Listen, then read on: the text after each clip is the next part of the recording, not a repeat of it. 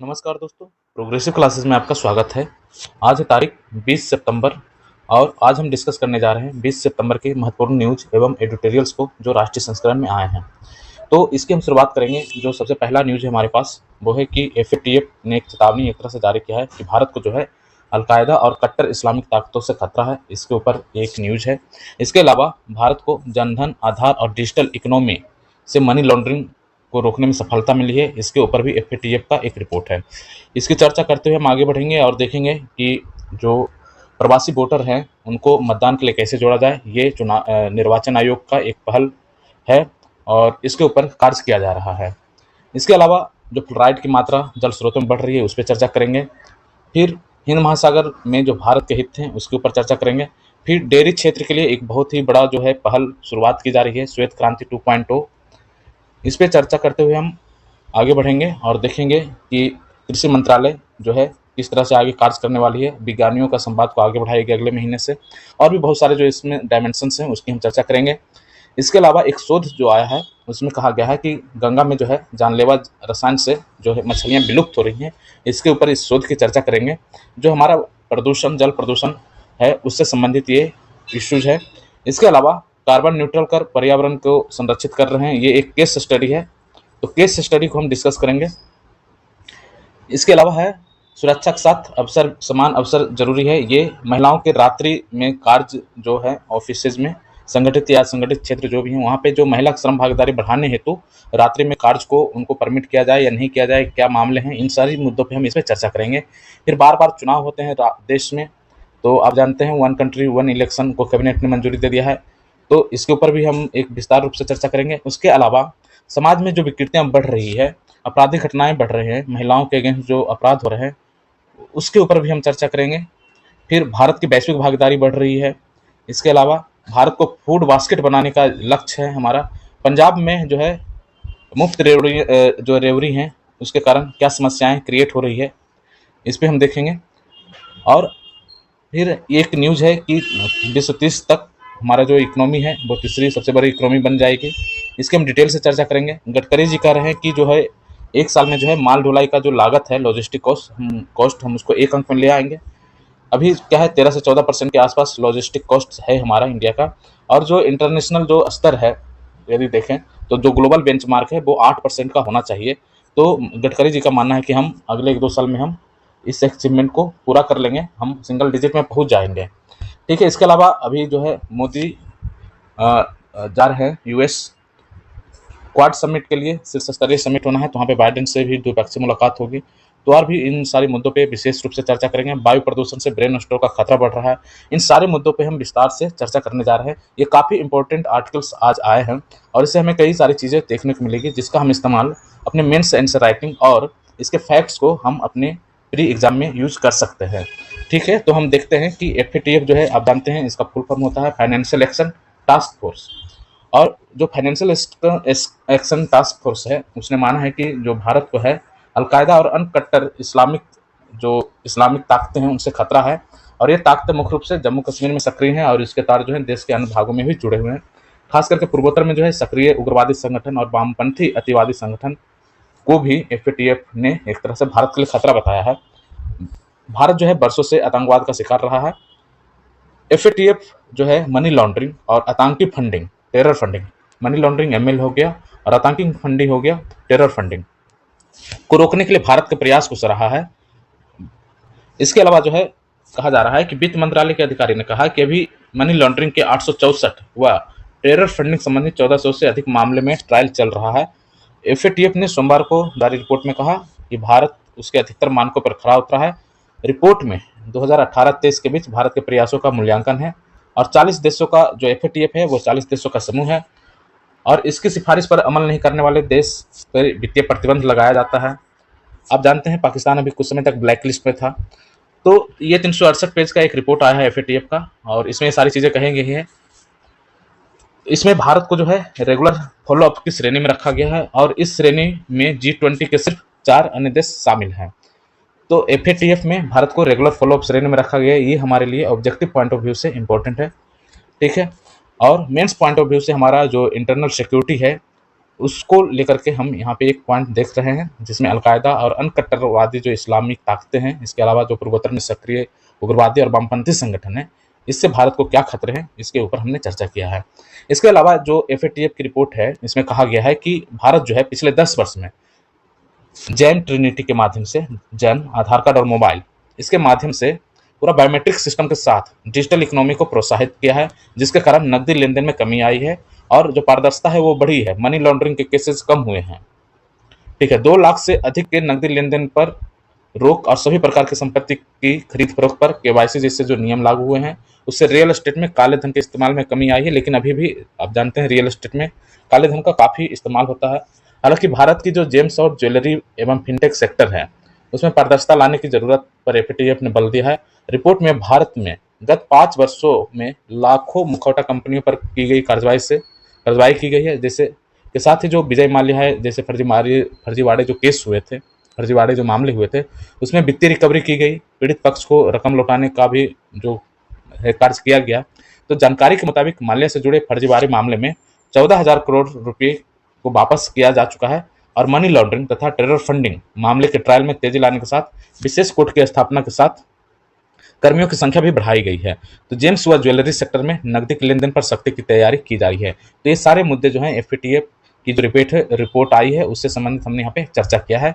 अगला देखते हैं, ये जो है चुनाव सुधार से संबंधित मुद्दे हैं और इसमें जो है प्रवासी जो वोटर है, तो प्रवासी वोटरों को मतदान से जोड़ने की जो कवायद है वो निर्वाचन आयोग के द्वारा किया जा रहा है।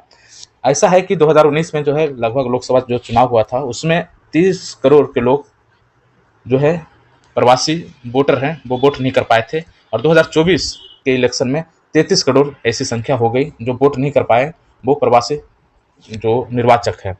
तो ऐसे जो प्रवासी वोटर हैं उनको मतदान के साथ जोड़ने के लिए, घरेलू प्रवासियों को मतदान के साथ जोड़ने के लिए रिमोट ईवीएम का एक विकल्प दिया गया था 2022 में, लेकिन जो है राजनीतिक दल के बीच इसको लेकर सहमति नहीं बन पाई थी, तो मामला ठंडा अवस्था में एक तरह से चला गया था।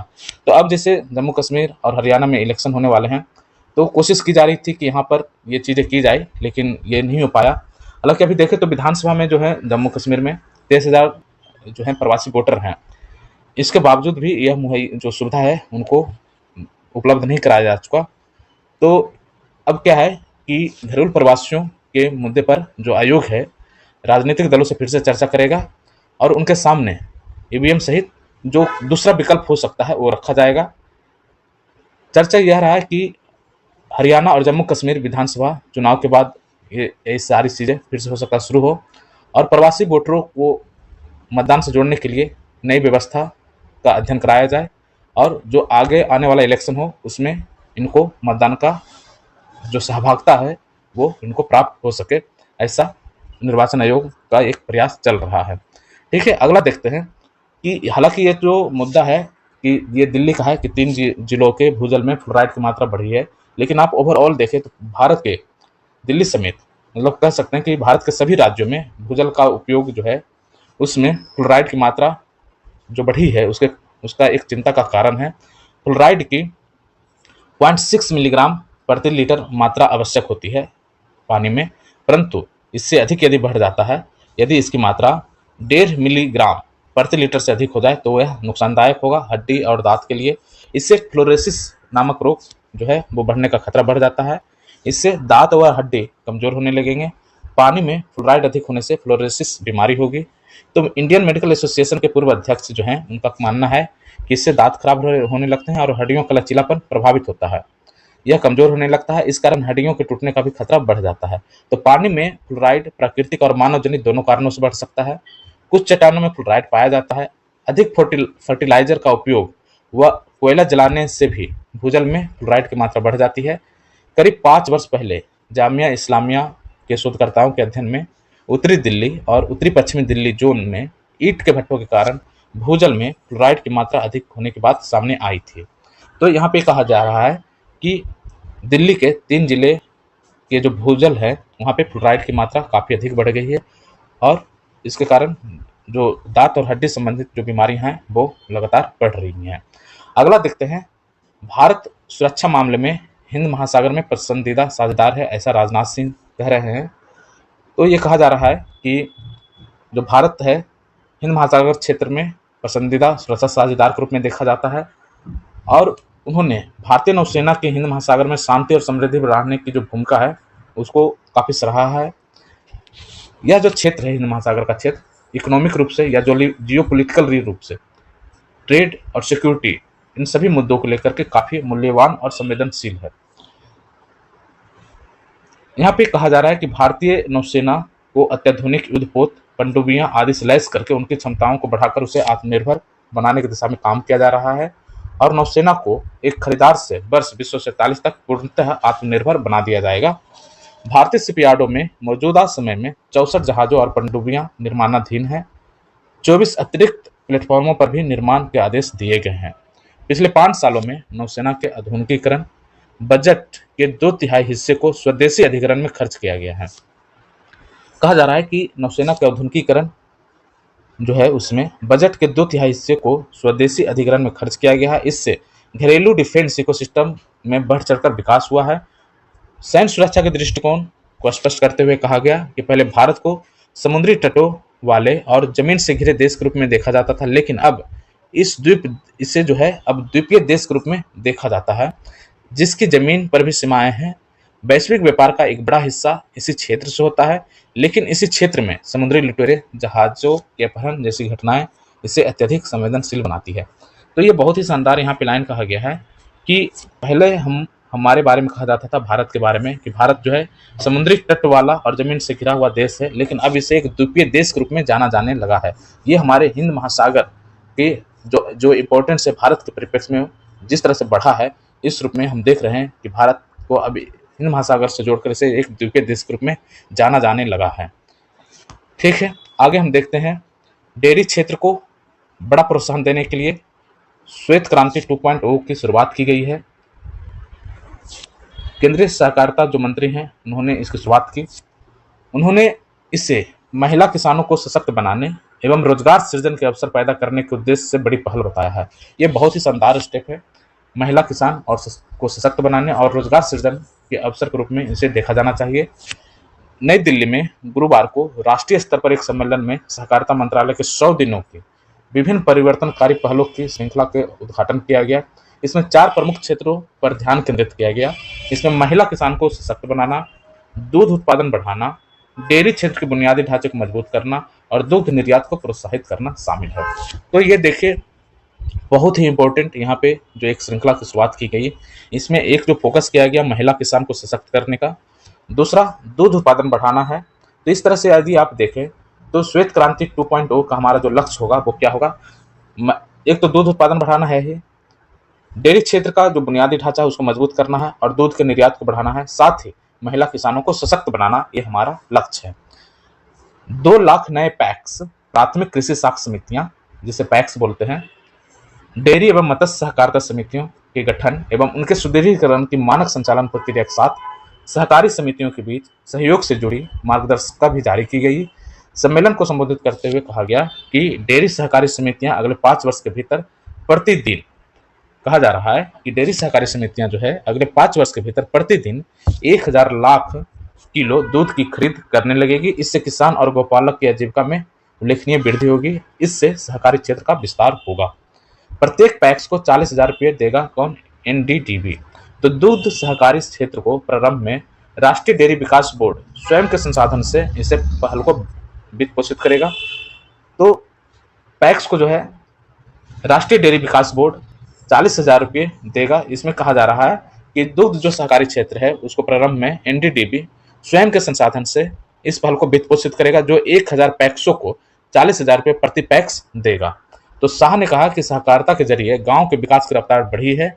अलग मंत्रालय बनाने से गांवों जिला में अप्रासंगिक होते जा रहे सहकारिता क्षेत्र को बल मिला है।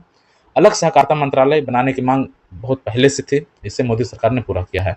तो किसानों की आय बढ़ेगी, ऐसा ललन सिंह कह रहे हैं जो केंद्रीय मत्स्य पशुपालन और डेयरी पंचायती राज मंत्री हैं। तो उन्होंने कहा कि मत्स्य और पशुपालन से संबंध लोगों को सरकारी योजनाओं का लाभ नहीं मिल पा रहा था, इसके चलते श्वेत क्रांति 2.0 लॉन्च किया गया है। दूध उत्पादन में भारत का स्थान विश्व में पहला है। नरेंद्र मोदी प्रधानमंत्री बनने के बाद लगभग दुगनी वृद्धि के कारण यह संभव हुआ है, ऐसा इनका मानना है। तो ठीक है, तो श्वेत क्रांति 2.0 लॉन्च किया गया है और दूध उत्पादन में भारत विश्व में पहला स्थान है। तो ऐसा कहा जा रहा है कि जो दूध उत्पादन है उसकी शुरुआत की गई है और इसमें कहा गया है कि 5 वर्षों में 1000 लाख किलो दूध की खरीद होने लगेगी। यहाँ पे भी हमने चर्चा किया था, कहा जा रहा है कि अगले जो 5 वर्ष होंगे वहाँ प्रतिदिन 1000 लाख किलो दूध की खरीद की जाएगी इन पैक्सों के माध्यम से। और जो डेयरी और मत्स्य सहकारी समितियां बनेगी, पैक्स बनेंगे, 2 लाख नए पैक्स का निर्माण किया जाना है। और एनडीडी भी जो है वो 40,000 रुपये प्रति पैक्स जो है उसको वित्त पोषित भी करेगी।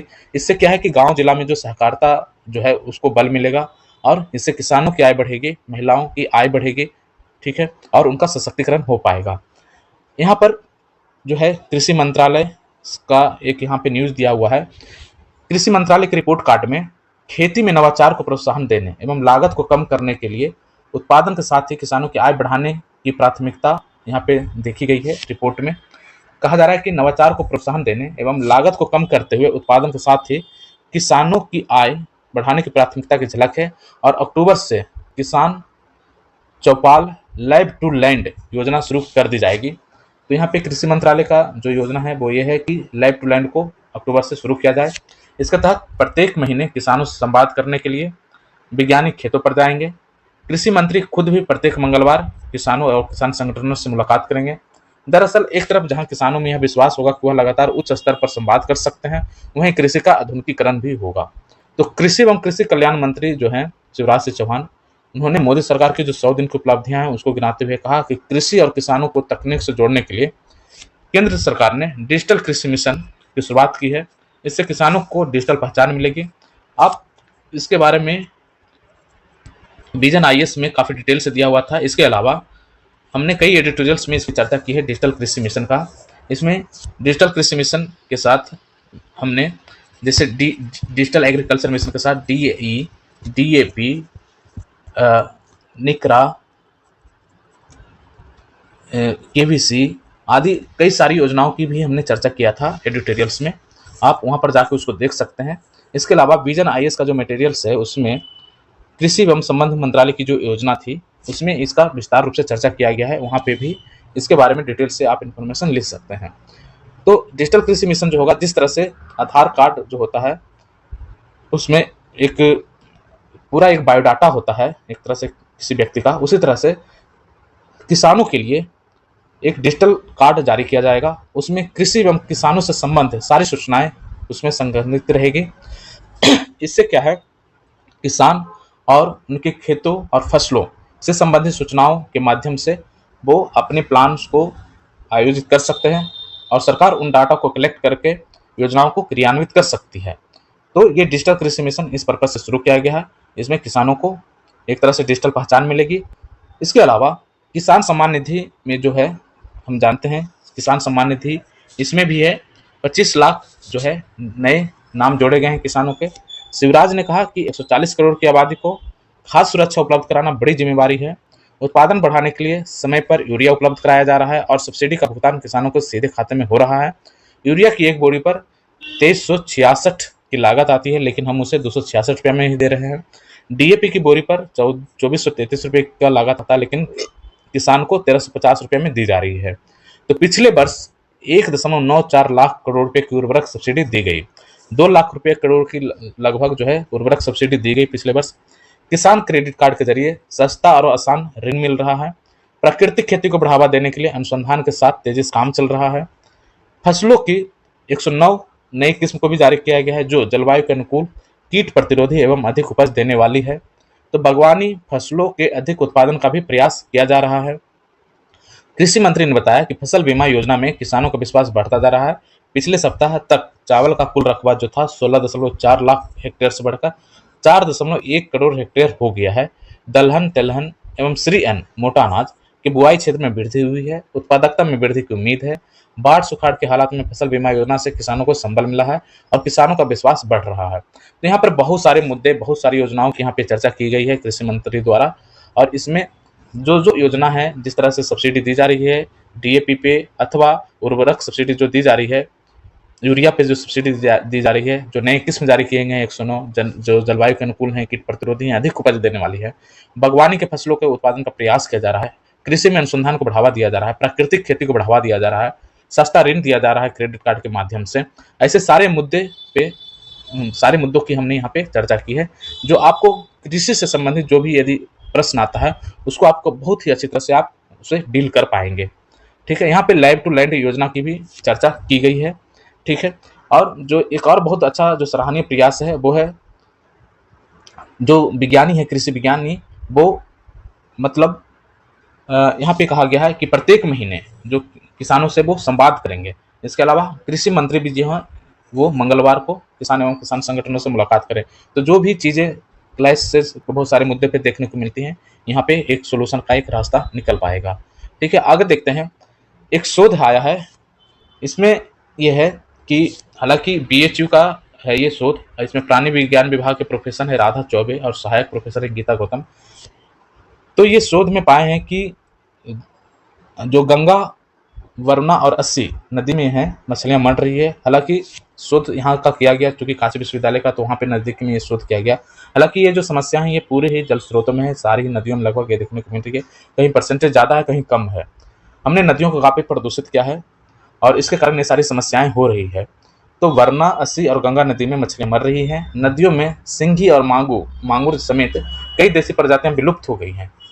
ये काफ़ी सेंसिटिव होती हैं ये मछलियां, सिंधी और जो मांगुर है, तो ये देसी प्रजातियां विलुप्त हो गई हैं। सबसे ज़्यादा चिंता की बात यह है कि मछलियों की प्रजनन क्षमता 80% तक घट गई है। सर्वाधिक दुष्प्रभाव गंगा में देखने को मिला है। यहाँ पे कहा गया है कि शोध में पाया गया है कि एल्काइल फिनोल और tert butyl phenol, alkyl phenol और टर्ट ब्यूटाइल फिनॉल समेत कई विषाक्त रसायन की वजह से मछलियों के निषेचन दर में भारी कमी आई है। तो ये ऑब्जेक्टिव पॉइंट ऑफ व्यू से काफ़ी इंपॉर्टेंट है। अल्काइल फिनॉल और टर्ट ब्यूटाइल, आप इसको लिख सकते हैं और मेंस में आप इसको कोट कर सकते हैं। तो फिनॉल की जो अल्काइल फिनॉल और टर्ट ब्यूटाइल फिनॉल है, इसके कारण जो विषाक्त रसायन की वजह से है मछलियों का निषेचन दर में भारी कमी आई है। ये रसायन दवाओं, माइक्रोप्लास्टिक, डिटर्जेंट, कॉस्मेटिक उत्पाद, पेंट, प्लास्टिक कचरा और रासायनिक खादों में पाया जाता है। फिर से इसकी हम चर्चा करते हैं। रासायनिक दवाओं, माइक्रोप्लास्टिक, डिटर्जेंट, कॉस्मेटिक उत्पाद, पेंट, प्लास्टिक कचरा, रासायनिक खादों में ये जो है रसायन पाए जाते हैं। ये रसायन मछलियों को मार रहे हैं। गर्भ में ही भ्रूण की मौत हो जा रही है। लार्वा कई शारीरिक विकृतियों जैसे कशेरुकी विकृति, पेट और दुम के क्षेत्र में रीढ़ की विकृति पाई गई है। अविकसित सिर के साथ और लीवर में भी समस्या दिखी है। पुश जो है पूरी तरह से पीछे की तरफ मुड़ रही है। इनके आकार पहले से छोटा हो रहे हैं। यह अध्ययन स्प्रिंगर जर्नल और पुणे से प्रकाशित होने वाली भारतीय शोध पत्रिका dimension of life science and sustainable development में प्रकाशित हुआ है।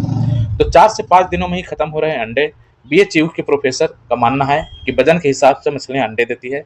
एक मछली औसतन 3 से 5 लाख अंडे तक देती है, लेकिन अब यह संख्या 50 से 70 हज़ार के आसपास ही पाई जाती है।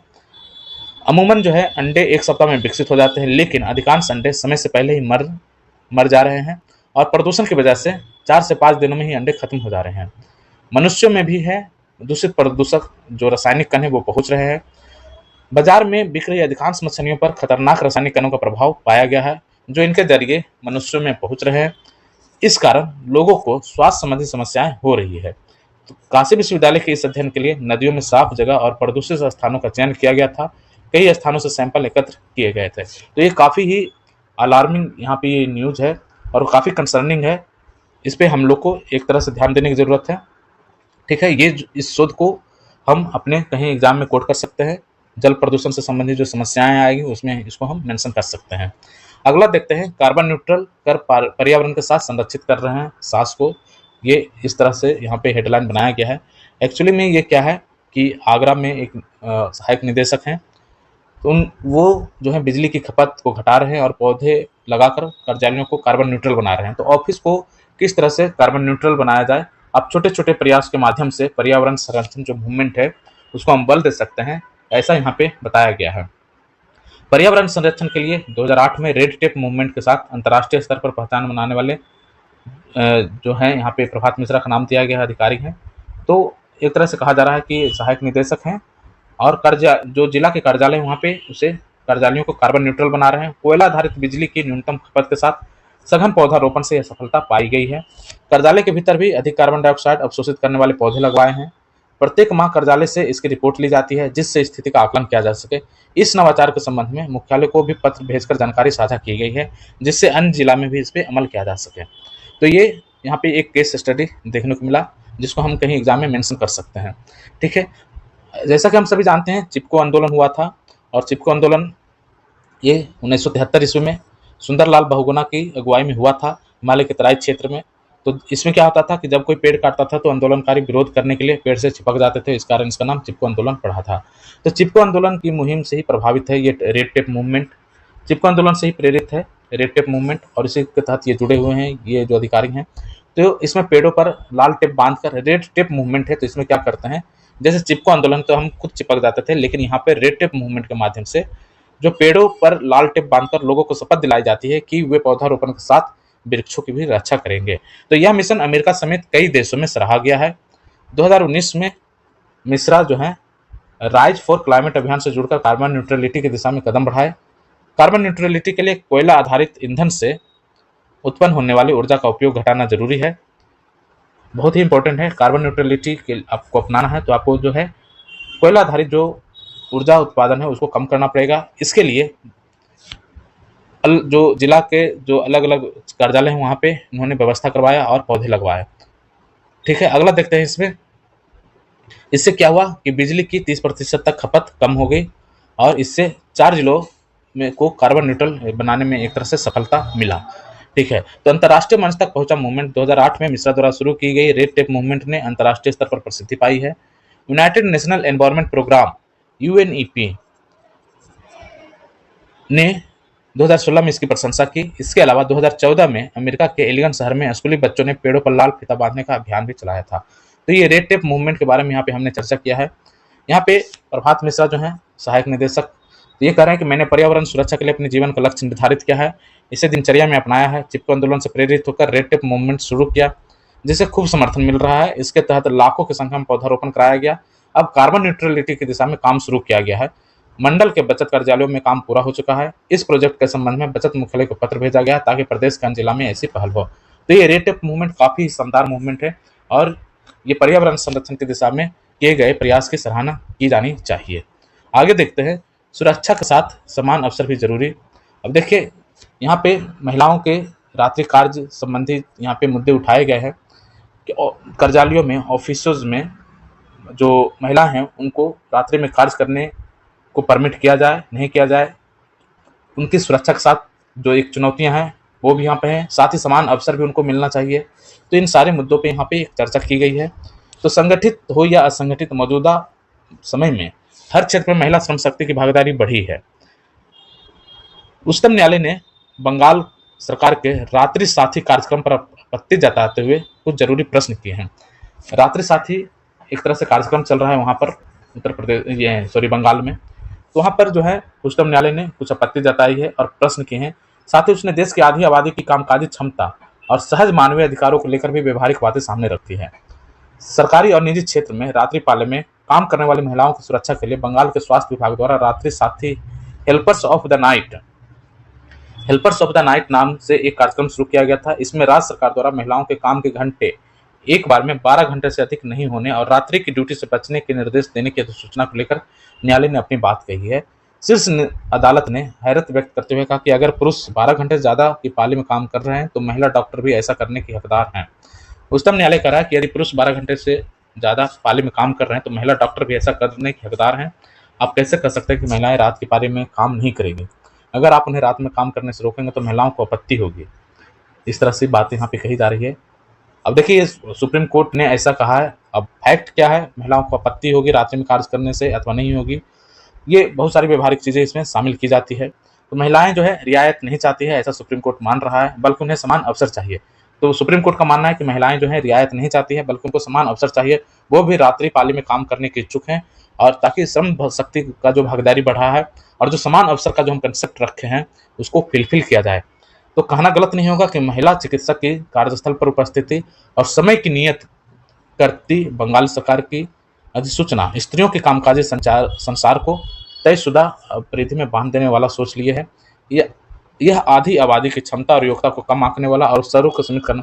तो बंगाल सरकार का जो रात्रि साथी कार्यक्रम था, उस पर प्रश्न किया गया सुप्रीम कोर्ट द्वारा कि यह जो किया गया है, यह आधी आबादी की क्षमता और योग्यता को कम करने का है, कम आंकना, या अवसर को सीमित करने वाला जैसा कदम है।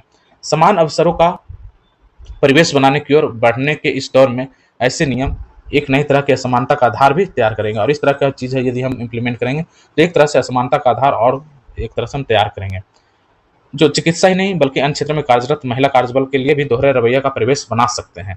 यही वजह है कि उच्चतम न्यायालय ने स्पष्ट कहा कि आपका कर्तव्य सुरक्षा प्रदान करना है। आप यह नहीं कर सकते कि महिला डॉक्टर रात्रि में काम नहीं कर सकती। यह बहुत ही अच्छा स्टेटमेंट है सुप्रीम कोर्ट का। कहा गया है कि रात्रि साथी में जो है एक तरह से यहाँ पे कोशिश की गई थी कि महिलाएं जो है जो रात्रि में काम है 12 घंटे से अधिक काम वाले या नाइट ड्यूटी से थोड़ा बचें। तो इस पर सुप्रीम कोर्ट ने प्रश्न उठाया और कहा कि आपका काम है सुरक्षा प्रदान करना। सुरक्षा प्रदान नहीं कर रहे हैं इसका मतलब ये नहीं कि उन्हें समान अवसर से वंचित कर दिया जाए। तो यहाँ पे सुरक्षा के मुद्दे को उठाए गए हैं और कहा गया है कि आप यह नहीं कह सकते कि महिला डॉक्टर रात में काम नहीं कर सकते। पायलट, सैनिक सभी रात में काम करते हैं। इस नियम से महिला चिकित्सकों के कैरियर पर प्रतिकूल प्रभाव पड़ेगा। सभी डॉक्टर्स के लिए ड्यूटी के घंटे तर्कसंगत होने चाहिए। न्यायालय की यह टिप्पणी कहती है कि सुरक्षा से जुड़े पहलुओं को लेकर सोचना आवश्यक है, पर अवसरों को सीमित करने का मार्ग इसका हल नहीं हो सकता। बिल्कुल ही ये सही लाइन यहाँ पे लिखा हुआ है। संगठित हो या असंगठित, मौजूदा समय में हर क्षेत्र में महिला श्रम शक्ति की भागीदारी बढ़ी है। देश के कोने कोने में कारखानों से लेकर बहुराष्ट्रीय अंतर्राष्ट्रीय कंपनियों तक स्त्रियों की बड़ी आबादी जो कार्यरत है। अनगिनत स्त्रियों के काम का समय दिन रात के अंतर से पड़े हैं। ऐसे में महिलाओं की सुरक्षा की कवायद के साथ ही उन्हें समान अवसर के साथ काम करने का मतलब उन्हें सम्मान के साथ काम करने का समान अवसर भी मिलना चाहिए, ये यहाँ पे लिखा गया है। ये बहुत ही इंपॉर्टेंट एक टॉपिक को हमने यहाँ पे चर्चा किया है। अगला देखते हैं, बार बार चुनाव के दुष्चक्र से निकले देश, वन कंट्री वन इलेक्शन को कैबिनेट ने मंजूरी दे दिया है और इसी संबंध में यहाँ पे लेख को प्रकाशित किया गया है। इसमें कहा गया है कि जो कोविंद समिति ने सुझाव दिया है कि इसमें एक साथ जो है विधानसभाओं और लोकसभा का चुनाव होना चाहिए। चुनाव में किसी दल को बहुमत नहीं मिलने और किसी सरकार के खिलाफ अविश्वास प्रस्ताव होने पर बाकी कार्यकाल के लिए नए सिरे से चुनाव कराने होंगे। तो चुनाव आयोग को लोकसभा, विधानसभा और निकाय चुनाव के लिए राज्य चुनाव अधिकारियों के परामर्श से एकल मतदाता सूची और मतदाता पहचान पत्र तैयार करना होगा। वांछित बदलावों के लिए संविधान में संशोधन की सिफारिश भी कोविंद समिति द्वारा की गई है। एक देश एक चुनाव के बारे में करीब 40 वर्ष पहले 1983 में पहली बार चुनाव आयोग ने सुझाव दिया था। 1983 में चुनाव आयोग ने सुझाव दिया था। 1951-52 से पहले लोकसभा चुनाव के साथ ही सभी विधानसभा के चुनाव हुए थे। 1951-52 में पहले लोकसभा जो चुनाव हुए थे उसमें विधानसभा के भी चुनाव साथ साथ हुए थे। यह सिलसिला 67 तक रहा। फिर 68-69 में कई राज्यों की सरकार को बर्खास्त की गई, राष्ट्रपति शासन लगाए गए। नए राज्यों के गठन के साथ ही विभिन्न प्रदेशों में चुनाव का समय बदलता गया। चौथी लोकसभा भी समय से पहले भंग तक कर दी गई, जिसकी वजह से 1971 में फिर से आम चुनाव हुए। फलस्वरूप एक साथ चुनाव होने का चक्र बाधित हो गया। इस कारण हर साल देश के किसी न किसी राज्य में विधानसभा चुनाव होते रहते हैं। केंद्र सरकार के अलावा चुनाव आयोग की पूरी मशीनरी हर साल चुनावी मोड में रहती है। इससे चुनावों वाले राज्य में प्रशासनिक अधिकारी भी जनता के पूरे काम नहीं कर पाते हैं। वर्तमान में हर साल करीब 5 से 7 राज्यों के विधानसभा चुनाव होते हैं। 2015 में 2015 में क्रमिक सार्वजनिक शिकायत कानून और न्याय पर संसद की अस्थायी समिति ने कहा था कि देश में बार बार चुनाव होने से समान सार्वजनिक जीवन में व्यवधान उत्पन्न होता है। तो ये जो अस्थायी समिति है सार्वजनिक शिकायत और कानून न्याय पर, उसने 2015 में भी कहा था कि देश में बार बार चुनाव होने से समान सार्वजनिक जीवन जो है उसमें व्यवधान होता है और जरूरी सेवाओं के कामकाज पर असर पड़ता है। चुनाव के चलते आचार संहिता लागू होती है, जिससे लोक कल्याण की योजनाएं ठप हो जाती है। सरकार और राजनीतिक दलों को बड़े पैमाने पर धन खर्च करना पड़ता है। इसके अलावा काफी लंबे समय तक सुरक्षा बलों की तैनाती करनी पड़ती है। तो एक साथ एक चुनाव के विचार के आलोचक का कहना है कि मोदी सरकार का यह काम राजनीति से प्रेरित है। ये आलोचकों का मानना है कि यह जो कदम है राजनीति से प्रेरित है। क्षेत्रीय दलों को डर है कि वे अपने स्थानीय मुद्दों को मजबूती से नहीं उठा पाएंगे, क्योंकि राष्ट्रीय मुद्दे केंद्र में आ जाएंगे। इसके अलावा वे चुनावी खर्च और चुनावी रणनीति के मामले में भी राष्ट्रीय पार्टियों के मुकाबला नहीं कर पाएंगे। तो इससे मतदाताओं का व्यवहार इस रूप में प्रभावित हो सकता है कि वे राज्य के चुनाव के लिए भी राष्ट्रीय मुद्दों पर मतदान करने लगेंगे। इससे बड़ी राष्ट्रीय पार्टियां लोकसभा और विधानसभा दोनों चुनावों में फायदे में रहेंगे। तो ये भी इनका जो मानना है, ये भी कहीं ना कहीं एक पक्ष हो सकता है और इनकी आलोचना भी कहीं ना कहीं सही हो सकती है। तो इससे क्षेत्रीय पार्टियों के हाशिए पर चले जाने की आशंका है। ये आशंका है जो अक्सर स्थानीय हितों को प्रतिनिधित्व करती है। उनका मानना है कि प्रत्येक 5 साल में एक से ज़्यादा बार मतदाताओं का सामना करने से नेताओं की जवाबदेही बढ़ती है और वे सतर्क रहते हैं। तो जब आपको आलोचना का पक्ष लिखना होगा तो इन सारे जो आलोचना के पक्ष आलोचना के जो पॉइंट्स देखने को मिले हैं वो एक साथ एक इलेक्शन का जो मुद्दा होगा उसमें आप आलोचना के पक्ष में इन सारे मुद्दों को, इन सारे पॉइंट्स को आप ऐड कर सकते हैं। 67 का जो बीपीएससी हुआ था उसमें वन कंट्री वन इलेक्शन पर क्वेश्चन पूछा गया था और उसमें सारे पक्ष को लिखना था। तो आलोचना का ये सारे पक्ष बहुत ही अच्छे हैं, इन सारे पॉइंट्स को हम ऐड कर सकते हैं। आगे जब भी जब इस तरह का क्वेश्चन आए तो आप उसमें इस चीज़ को मेंशन कर सकते हैं। तो आईडीएफसी संस्थान ने 2015 में किए गए एक सर्वे में बताया कि अगर एक साथ चुनाव होते हैं तो 77% संभावना है कि मतदाता राज्य विधानसभा और लोकसभा में एक ही दल या गठबंधन को चुनेंगे। वहीं चुनाव 6 महीने के अंतर पर होते हैं तो 61% मतदाता एक पार्टी को चुनेंगे। स्पष्ट है कि आलोचकों की आशंकाएं कोरी प्रतीत होती है। यहाँ पे कहा जा रहा है कि आईडीएफसी संस्थान के 2015 में एक सर्वे किया गया, उसमें कहा गया कि अगर एक साथ चुनाव होता है तो 77% जो संभावना है कि मतदाता राज्य विधानसभा और लोकसभा में एक ही दल या गठबंधन को चुनेंगे। वहीं चुनाव 6 महीने के अंतर पर होता है तो 61% मतदाता एक पार्टी को चुनेंगे। स्पष्ट है कि आलोचकों की आशंकाएं कोरी प्रतीत होती है। देश का मतदाता बहुत परिपक्व है, इसका परिचय उन्होंने बार बार दिया है। कई बार ऐसा देखा गया कि लोकसभा के साथ किसी विधानसभा चुनाव होने पर मतदाताओं ने अलग अलग दलों को चुना है। यह भी देखा गया है कि मतदाता केंद्र में किसी एक दल को प्रचंड बहुमत देते हैं लेकिन कुछ ही माह बाद हुए राज्य के चुनाव में किसी अन्य दल को सत्ता सौंप देते हैं। तो दुनिया में जहां भी लोकतांत्रिक शासन प्रणाली है उनमें से अधिकांश देशों में आम चुनाव और प्रांतीय चुनाव साथ साथ होते हैं। यहाँ पे एग्जाम्पल भी दिया गया है कि दुनिया में जहां भी जो लोकतांत्रिक शासन प्रणाली है वहां पर अधिकांश देशों में आम चुनाव और प्रांतीय चुनाव साथ साथ होते हैं, जैसे America, Britain, Brazil, Colombia, Philippines, दक्षिण अफ्रीका, स्वीडन आदि। अब भारत में भी एक साथ एक चुनाव पर विचार को कानूनी रूप देने का वक्त आ गया है। बार बार चुनाव हमारे लोकतंत्र में एक दोष है, इसे दूर किया जाना चाहिए। एक साथ चुनाव होने से केंद्र और राज्य की नीतियां और कार्यक्रम में निरंतरता सुनिश्चित होगी, मतदान में वृद्धि होगी क्योंकि लोगों के लिए एक बार वोट देने का मौका मिलेगा। देश को भारी भरकम चुनावी खर्च से निजात मिलने के साथ ही गवर्नेंस में भी सुधार आएगा। बहुत ही इंपॉर्टेंट है, गवर्नेंस में सुधार आएगा, भारी भरकम खर्च से निजात मिलेगा। इससे न सिर्फ विकास कार्य तेजी से होंगे बल्कि खर्च भी बचेगा। कल ही हमने ट्यूटोरियल में डिस्कस किया था कि यदि एक साथ इलेक्शन होते हैं तो इससे जीडीपी का 1.5% हमें जो है बचत होगी। 1.5% लगभग 4 लाख करोड़ रुपया जो हमारा एक तरह से बचत होगा। ये जो है स्वास्थ्य पर हमारे किए गए खर्च का 1/2 है और शिक्षा पर किए गए खर्च का 1/3 है। तो इतनी रकम हमारी बचत होगी। ठीक है, आगे हम देखते हैं। संस्कारहीनता के घातक दुष्परिणाम। आप जानते हैं इंटरनेट मीडिया काफ़ी एक तरह से बढ़ा है, इंटरनेट की सुविधा बढ़ गई है, मोबाइल सभी के हाथों में है। इसके कारण उनके अंदर जो है स्वतंत्रता और स्वतंत्रता की जो प्रवृत्ति है वो बढ़ी है और अश्लील सामग्री देखने के बाद जो विकृत विचार उठते हैं, ये विकृत परिणाम समाज को कई निगेटिव रूप से प्रभावित कर रहे हैं। ये प्रकाश सिंह जो है, इनका यहाँ पे लेख है। ये उत्तर प्रदेश के पुलिस और बीएसएफ के पूर्व महानिदेशक रह चुके हैं। इनका मानना है कि अगर किसी समस्या की गहराई में ना उतरा जाए तो यह समस्या फिर से उठ खड़ी होती है। 2012 में निर्भया कांड हुआ था, पूरा देश में हंगामा मचा। सरकार ने जस्टिस वर्मा के नेतृत्व में समिति बनाई। समिति ने कानून में बदलाव के लिए अच्छे सुझाव दिए, उन सुझावों पर अमल भी हुआ, लेकिन ऐसा लगता है कि 12 वर्ष बाद भी समस्या जस की तस बनी हुई है। महिलाओं पर होने वाले अपराध रुकने का नाम नहीं ले रहा है। National crime record bureau NCRB के अनुसार 2020 में महिला संबंधित 3,71,000 अपराध पंजीकृत हुए। ये तो सिर्फ रजिस्टर्ड हुए, कई तो अननोन केसेस होते हैं जो पता भी नहीं होता।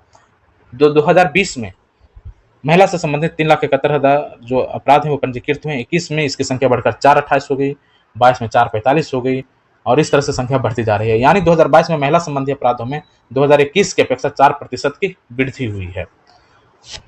तो किसी समाज का मध्य वर्ग उसकी शक्ति होती है। इसी वर्ग से अधिकांश समाज सुधारक और क्रांतिकारी निकलते हैं। स्वतंत्रता संग्राम में भी इस मध्य वर्ग ने अहम भूमिका निभाई। दुर्भाग्य से आज यह वर्ग आंतरिक कलह, शान शौकत और भोग विलास में लिप्त है। बच्चे को महंगे स्कूल में भेजकर माता पिता समझते हैं कि उनकी जिम्मेदारी पूरी हो गई। लोगों का यही लक्ष्य है कि पैसा कमाओ और जीवन का आनंद लो। बच्चों को मोबाइल लैपटॉप दे दो, खुश रहेंगे। मोबाइल लैपटॉप में वे कितना समय लगा रहे हैं, क्या कर रहे हैं, इसकी कोई चिंता नहीं है। इसका नतीजा यह है कि मूल्यों से भिन्न पीढ़ियां विकसित हो रही है। बहुत ही अलार्मिंग है, बहुत ही कंसर्निंग यहाँ पे चीजें कही गई है।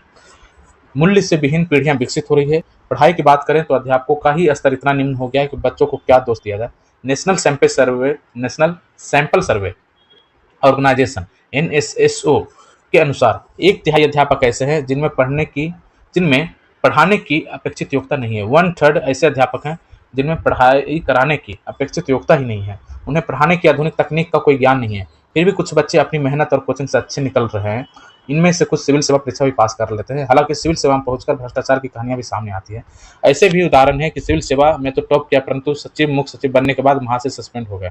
बहुत से स्कूल तो फैक्ट्री की तरह चलते हैं। स्कूल में खेलने का कोई मैदान नहीं है, बच्चों को केवल रटाने और किताबी कीड़ा बनाने पर जोर दिया जा रहा है। बच्चे अच्छे नंबर से पास होने चाहिए, केवल यही लक्ष्य होता है। उनके व्यक्तित्व का विकास हुआ या नहीं, उन्हें समाज और देश सेवा की प्रेरणा मिली या नहीं, इन सबसे कोई मतलब नहीं है। श्री अरविंद ने हमें बहुत पहले चेतावनी दी थी कि आज की शिक्षा व्यवस्था ऐसे विद्यार्थी तैयार कर रही है जिनमें उस सोच और शक्ति का अभाव है जिससे एक देश महान बनता है। बहुत ही अच्छा यहाँ पे श्री अरविंद का यहाँ पे एक लाइन दिया हुआ है। श्री अरविंद ने बहुत पहले चेतावनी दिया था कि आज की शिक्षा व्यवस्था, उस समय उन्होंने ऐसा बोला था। अभी तो और भी पता नहीं क्या बोलते ये। तो श्री अरविंद ने कहा था कि शिक्षा व्यवस्था ऐसे विद्यार्थी तैयार कर रही है जिनमें उस सोच और शक्ति का अभाव है जिससे एक देश महान बनता है। इसका मुख्य कारण है कि स्कूल और विश्वविद्यालय में हमें अपने देश के आध्यात्मिक और बौद्धिक ज्ञान के बारे में कुछ पढ़ाया ही नहीं जाता। एक तरफ बच्चों को संस्कार नहीं दिए जाते और जीवन में मूल्यों का महत्व नहीं समझाया जाता, दूसरी तरफ उन्हें पश्चात सभ्यता का घिनौना और विविध स्वरूप रोज देखने को मिलता है। भारत में लगभग 75 करोड़ लोग इंटरनेट का उपयोग कर रहे हैं। यह देश की कुल आबादी का लगभग 52% है। इस मामले में भारत दुनिया में चीन के बाद दूसरे नंबर पर है। एक दृष्टिकोण से यह हमारी प्रगति का सूचक है, परंतु इसका दूसरा पहलू यह है कि आज इंटरनेट अश्लील सामग्री से भरा पड़ा है।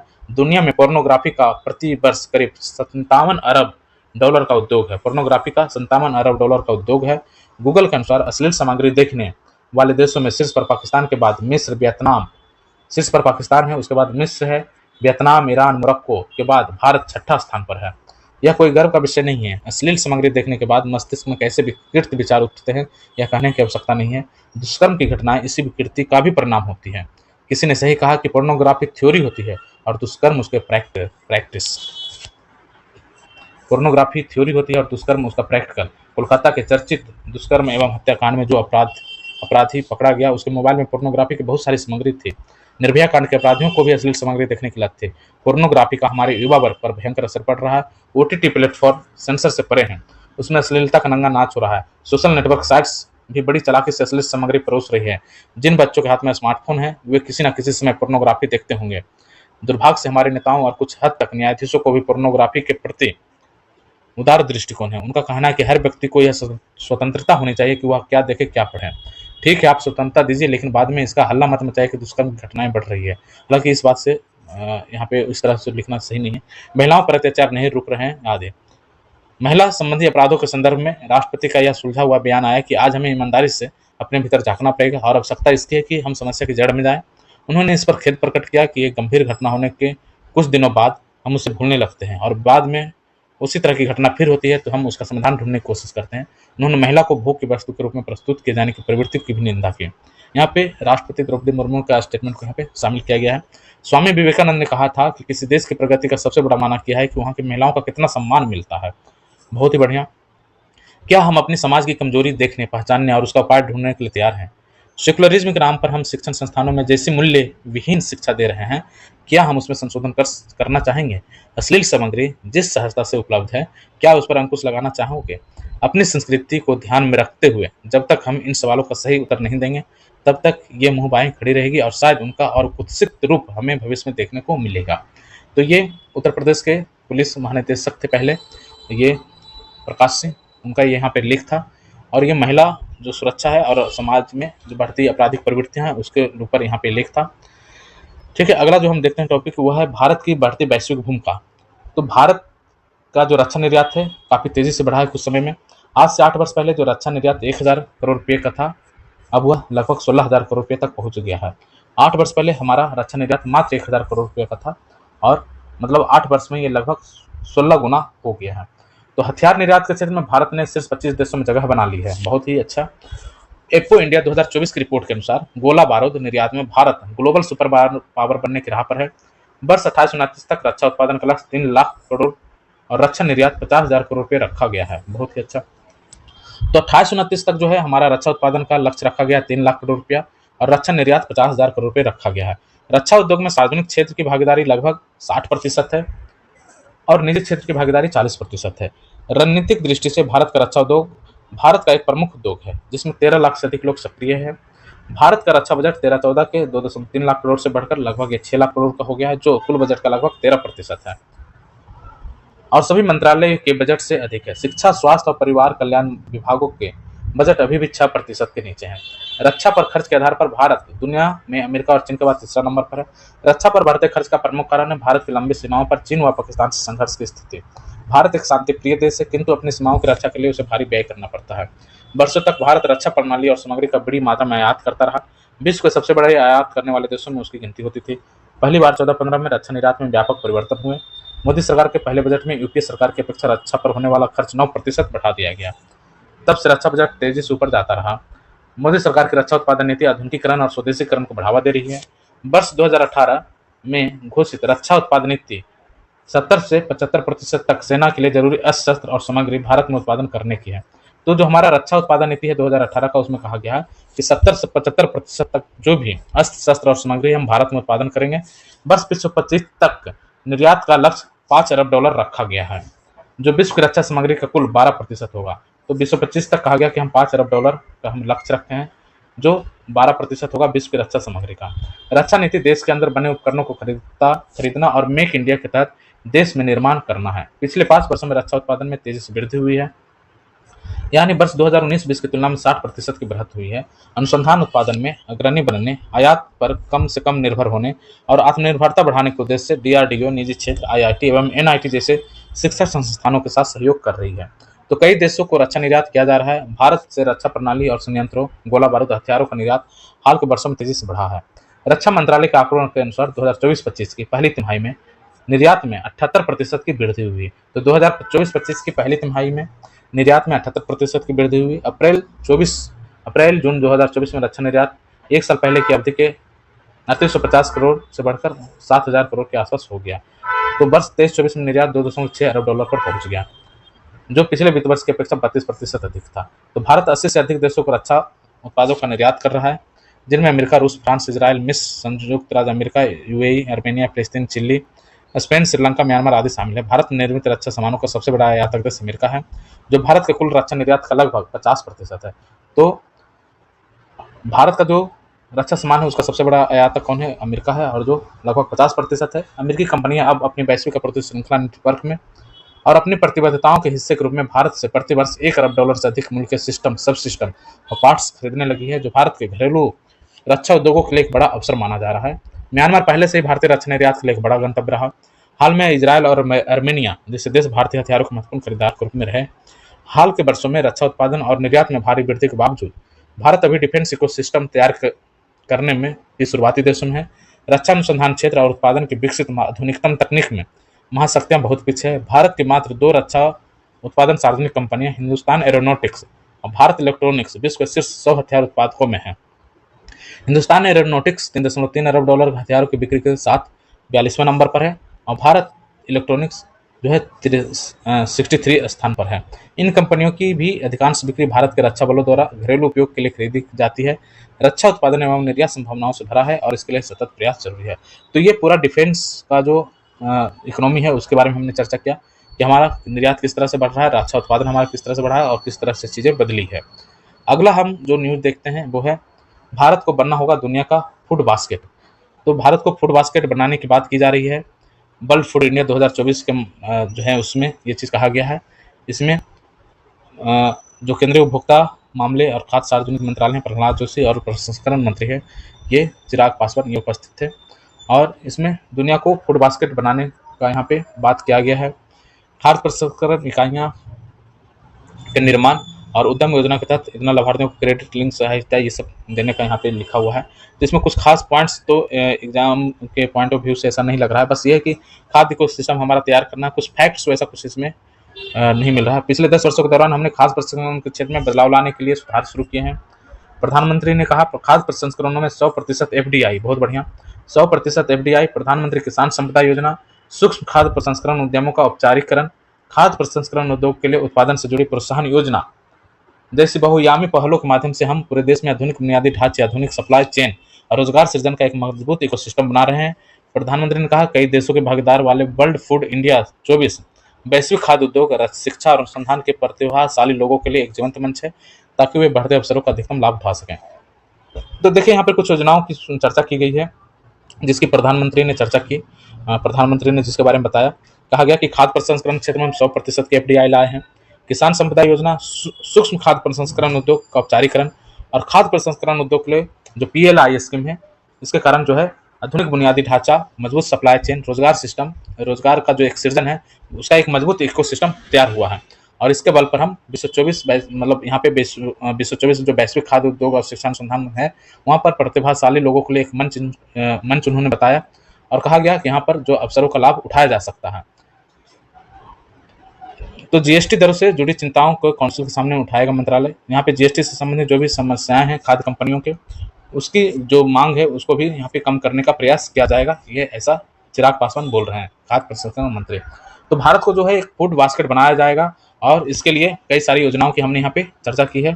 स्वयं सहायता समूह इसमें शामिल है और कई खाद्य प्रसंस्करण इकाइयाँ हैं, पीएलआई स्कीम्स लाए गए हैं। यहाँ पर एफडीआई 100% है खाद्य प्रसंस्करण में। तो इन सारी चीज़ों को शामिल करते हुए हम एक तरह से भारत को फूड बास्केट बना सकते हैं। अगला देखते हैं, मुफ्त की रेवड़ियों ने पंजाब को बंगाली में एक तरह से ढकेल दिया है। मुफ्त में बिजली पर सब्सिडी अब 22,000 करोड़ रुपया पहुंच चुकी है पंजाब में। सस्ता आटा दाल, किसान ऋण माफी व फ्री बस सेवा अब क्या है, इस पर भारी पड़ता जा रहा है। तो इसके ऊपर यहाँ पे चर्चा किया हुआ है पंजाब में किस तरह से जो फ्री का जो रेवड़ी है इसके कारण क्या समस्याएं उत्पन्न हो रही है। तो ये है कि भारत जो है विश्व 30-31 तक तीसरी सबसे बड़ी इकोनॉमी बन जाएगी। यहाँ पे एक एस एंड पी जो है रेटिंग एजेंसी है, आप जानते होंगे। तो इसके रिपोर्ट में कहा गया है कि अगर चालू वित्त वर्ष में 6.7% की अनुमानित वार्षिक वृद्धि दर को आधार माने तो भारत विश्व 30 से 31 तक तीसरी सबसे बड़ी इकोनॉमी बन जाएगा। रिपोर्ट में कहा गया कि पिछले वित्त वर्ष 8.2% का विकास दर रहा। लॉजिस्टिक्स में सुधार हुआ, निजी क्षेत्र के निवेश को बढ़ावा देने और सार्वजनिक पूंजी पर निर्भरता कम करने के लिए निरंतर सुधार करने होंगे। रेटिंग एजेंसी का कहना है कि अगर मजबूत विकास संभावनाओं और बेहतर विनियमन के कारण इक्विटी बाजारों के गतिशील और प्रतिस्पर्धा बने रहने की उम्मीद है। यहाँ पे बहुत अच्छा सजेशन दिया गया है, कहा गया है कि यदि तीसरी इकोनॉमी बनना है और इसमें और सुधार करना है तो सबसे बड़ी जो है लॉजिस्टिक्स जो कॉस्ट है, लॉजिस्टिक्स में सुधार करना पड़ेगा, निजी क्षेत्र में निवेश को और बढ़ावा देना पड़ेगा और सार्वजनिक पूंजी पर निर्भरता को कम करना होगा। इसके अलावा इक्विटी बाजारों के गतिशील और प्रतिस्पर्धी बनने रहने की उम्मीद है। इतना ही नहीं, भारत के प्रमुख उभरते बाजार सूचकांकों में शामिल होने के बाद से भारत के सरकारी बॉन्डों में विदेशी प्रभाव बढ़ गया है, जिससे भविष्य में और वृद्धि होने की उम्मीद है। India forward emerging prospectives report के पहले संस्करण में कहा गया है कि भारत का लगभग 90% व्यापार समुद्र के जरिए होता है। ऐसे में बढ़ते निर्यात और थोक वस्तु आयात को प्रतिबंधित करने के लिए मजबूत बंदरगाह बुनियादी ढांचे की आवश्यकता है। तो बंदरगाह बुनियादी ढांचे की आवश्यकता है। भारत में ऊर्जा की मांग बढ़ रही है और वह अक्षय ऊर्जा व कम उत्सर्जन वाले ईंधन सहित टिकाऊ प्रौद्योगिकी पर काम कर सकता है। ऐसा एस&पी का जो एक रिपोर्ट था उसके बारे में यहाँ पे कहा गया। काफी पॉजिटिव न्यूज है ये। ठीक है, अगला देखते हैं। अगले 5 साल में माल ढुलाई लागत एक अंक में आ जाएगी, ऐसा नितिन गडकरी का मानना है। अभी जो हमारा माल ढुलाई लागत है 13 से 14% है। जो वर्ल्ड स्टैंडर्ड है वो 8% का है। तो नितिन गडकरी का मानना है कि हम अगले 1-2 साल में हम सिंगल डिजिट में माल ढुलाई जो लागत है उसको हम ले आएंगे। और मंत्रालय जो है कई राजमार्गों और एक्सप्रेसवे का निर्माण कर रहा है, जिससे भारत की लॉजिस्टिक कॉस्ट कम हो जाएगी। मुझे विश्वास है कि अगले 5 साल के भीतर हमारी एक साल नहीं, ये 5 साल बोल रहे हैं, अगले 5 साल के भीतर हमारी लॉजिस्टिक्स लागत एक अंक में आ जाएगी। हालांकि आर्थिक think tank national council of applied economic research के अनुमान के अनुसार भारत में लॉजिस्टिक लागत 2021-22 में सकल घरेलू उत्पाद के 7.8% से 8.9% के बीच थी। 2021-22 में सड़क परिवहन राजमार्ग मंत्रालय ने आगे कहा कि उनका लक्ष्य भारतीय ऑटोमोबाइल उद्योग को दुनिया में नंबर 1 बनाना है। उन्होंने कहा कि पिछले साल भारत जापान को पीछे छोड़कर दुनिया का तीसरा सबसे बड़ा ऑटोमोबाइल बाजार बन गया। अब वह केवल अमेरिका और चीन से पीछे है। ये क्वेश्चन एक बार बीपीएससी में प्री में पूछा गया था, जब ऐसा इवेंट हुआ था, जब भारत जो है जापान को छोड़कर दुनिया का तीसरा सबसे बड़ा ऑटोमोबाइल बाजार बना था। अब वह केवल अमेरिका और चीन से पीछे है। उसके अनुसार भारत का ऑटोमोबाइल उद्योग का आकार 2014 में 7.5 लाख करोड़ रुपये से बढ़कर 22 लाख करोड़ रुपये का हो गया। यह लगभग तिगुना हो गया 2014 के बाद से।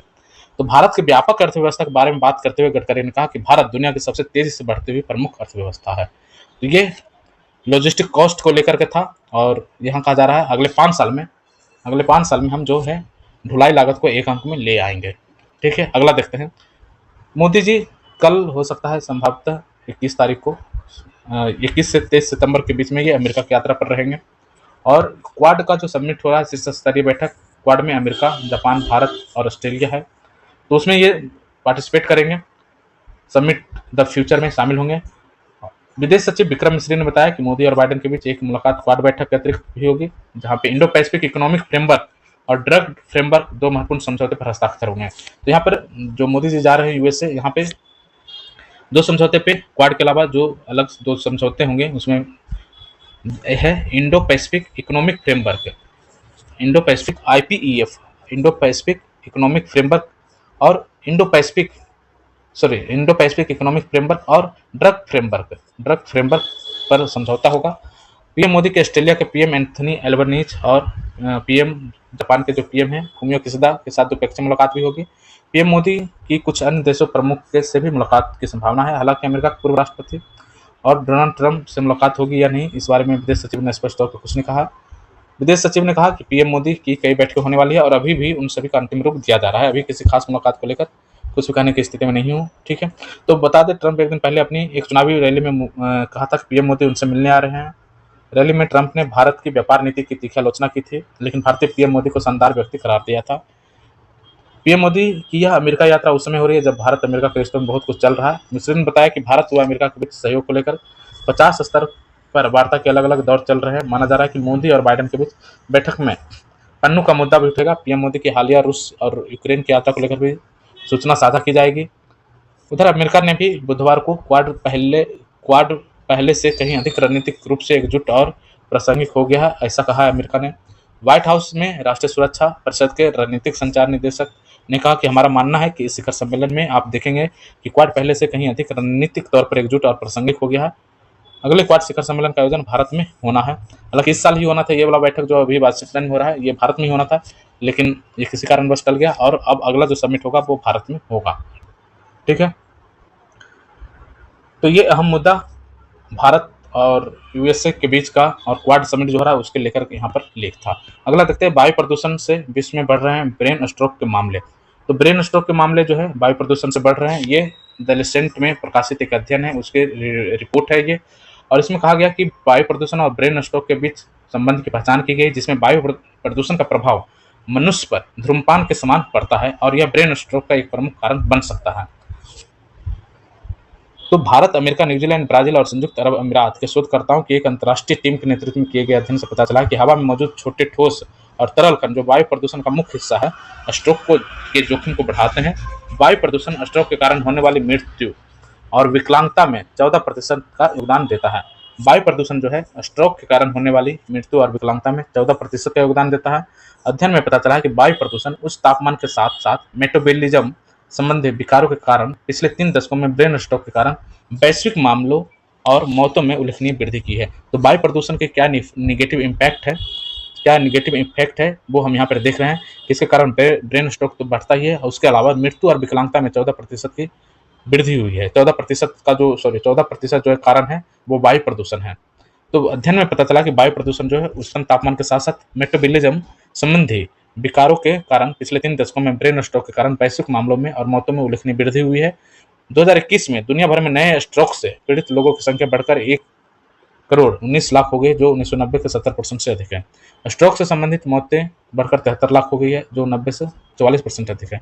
इस तरह से देखें तो स्ट्रोक के लिए जिम्मेदार 33 जोखिम कारकों की पहचान की गई, जिसमें high blood pressure, particulate matter, वायु प्रदूषण, धूम्रपान, हाई कोलेस्ट्रॉल, घरेलू वायु प्रदूषण शामिल है। इसमें आयु, लिंग, स्थान के अनुसार भिन्नता पाई गई है। भारत में प्रतिवर्ष लगभग 1,85,000 स्ट्रोक के मामले आते हैं, जिनमें से 40 सेकंड में एक स्ट्रोक व हर 4 मिनट में एक स्ट्रोक से मौत होती है। इसने पार्टिकुलेट मैटर वायु प्रदूषण का जो पार्टिकुलेट मैटर 20% और धूम्रपान का 13% को कम कर वैश्विक स्ट्रोक को कम करने में पर्याप्त प्रगति भी दिखाई है। इन कारकों से बचाव करके ब्रेन स्ट्रोक के खतरे को 84% तक कम किया जा। यदि पार्टिकुलेट मैटर और धूम्रपान को कम कर दें तो एक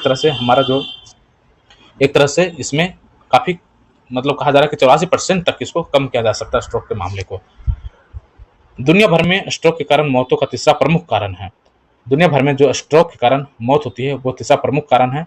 और ऐसा कहा गया है, लेख में कहा गया है कि हवा में जो मौजूद छोटे ठोस और तरल कण हैं, वायु प्रदूषण, परिवेशी तापमान और जलवायु परिवर्तन के साथ पारस्परिक रूप से जुड़े हुए हैं। वायु प्रदूषण को कम करने के लिए तत्काल जलवायु में कर्जवायु और उपायों के महत्व को कम कर नहीं आंका जा सकता। वहीं स्ट्रोक अब दुनिया भर में हृदय रोग और कोविड-19 के बाद मौत का तीसरा प्रमुख कारण है। यह स्थिति अत्यधिक रोकथाम योग्य और उपचार योग्य है। तो हृदय रोग और कोविड-19 के बाद जो स्ट्रोक है वो तीसरा प्रमुख कारण है। इसके अलावा एक और यहाँ पे न्यूज़ है, मोटापे हुआ मेटाबॉलिज्म सिंड्रोम में बदलाव की आवश्यकता। तो शोधकर्ताओं ने हाई ब्लड प्रेशर और चीनी मीठे पेय पदार्थ में जैसे बदलाव के खतरे के कारकों को रोकने और नियंत्रित करने के लिए, कार्रवाई करने के लिए, समुदायों के साथ काम करने के लिए अस्थायी तरीकों की पहचान करने का आह्वान किया है। मोटापे और मेटाबॉलिज्म सिंड्रोम पर केंद्रित हस्तक्षेप की आवश्यकता है। उन्होंने कहा स्वच्छ वायु क्षेत्र और सार्वजनिक धूम्रपान प्रतिबंध जैसे उपायों का भी आह्वान किया गया। ठीक है, तो इसमें कहा गया है कि स्ट्रोक से प्रभावित 3/4 से अधिक लोग निम्न और मध्यम आय वाले देशों में रहते हैं। तो ये ओवरऑल हो गया वायु प्रदूषण से जो विश्व में ब्रेन स्ट्रोक बढ़ रहा है उसके मामले के बारे में यहाँ पे हमने देख लिया। इस तरह से जो आज का न्यूज़ था और सारा जो डिस्कशन था एडिटोरियल्स का, उससे हमने यहाँ पे कंप्लीट कर लिया है। आपको बहुत सारी चीज़ें यहाँ पे देखने सुनने को मिली होगी, बहुत सारी जानकारियाँ आपको प्राप्त हुई होगी, जिसका आप अपने प्री मेंस और इंटरव्यू में इसका आप इस्तेमाल कर सकते हैं। तो आपसे उम्मीद करते हैं कि आप इस चैनल को सब्सक्राइब करेंगे और इस वीडियो को लाइक करेंगे ताकि हमें मोटिवेशन मिलता रहे। फिर अगले न्यूज़ और कंटेंट के साथ हम मिलते हैं। तब तक के लिए धन्यवाद। जय हिंद।